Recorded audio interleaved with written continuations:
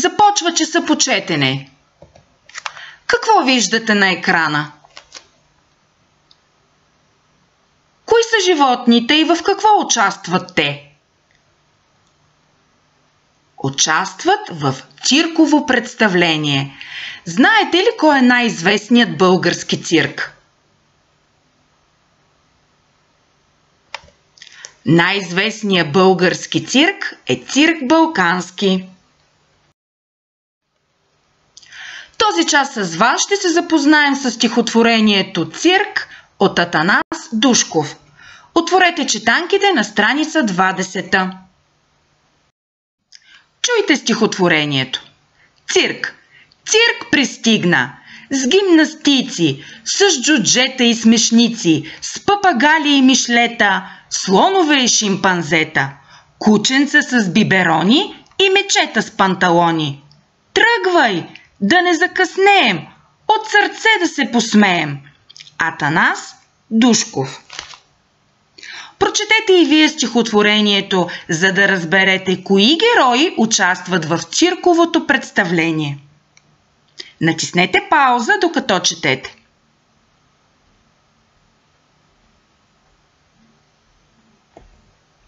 Намерете в стихотворението и ми кажете кои циркови артисти са животни.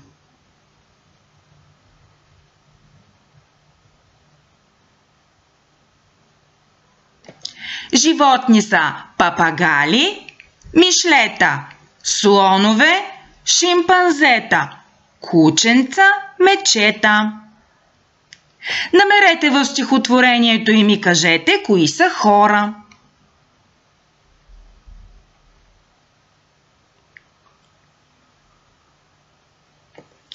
Хора са гимнастиците, джуджетата и смешниците. Защо според вас децата отиват на цирк?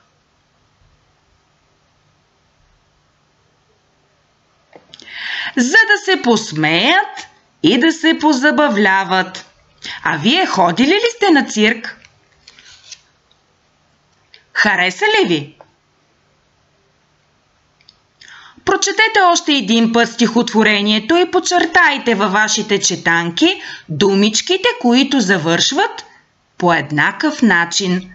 Натиснете пауза, докато четете.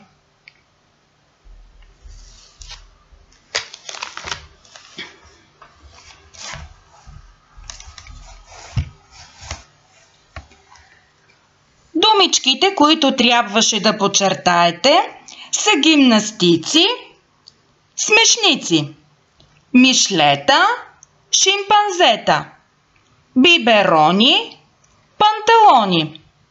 Закъснеем, посмеем.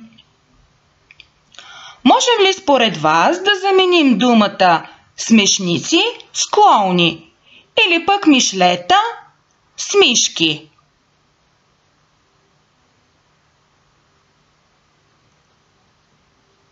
Не можем да ги заменим, защото така ще се загуби благозвучието на стиховете. Спомняте ли си как наричахме думите, които завършват по един и същи начин в стихотворението?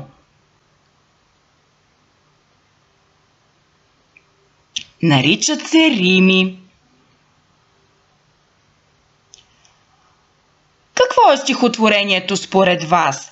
Весело, тъжно или поучително? И защо?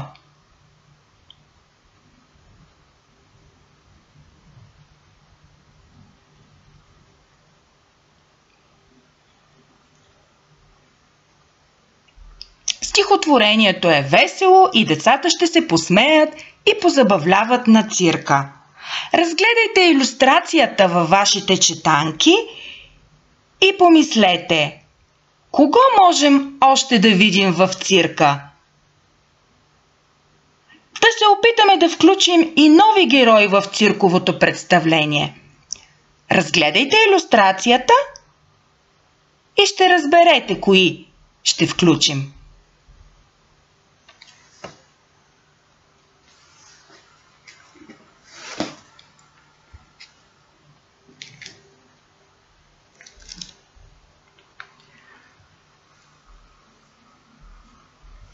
Героите, които можем да включим според илюстрацията, е лъвът, жирафът, маймуната,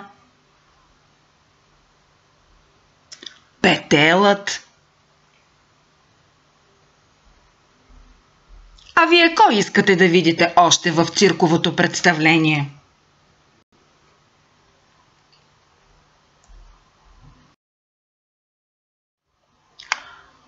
Отворете учебните тетрадки към четанката. Запишете наименованията на цирковите артисти, които завършват с еднакви срички.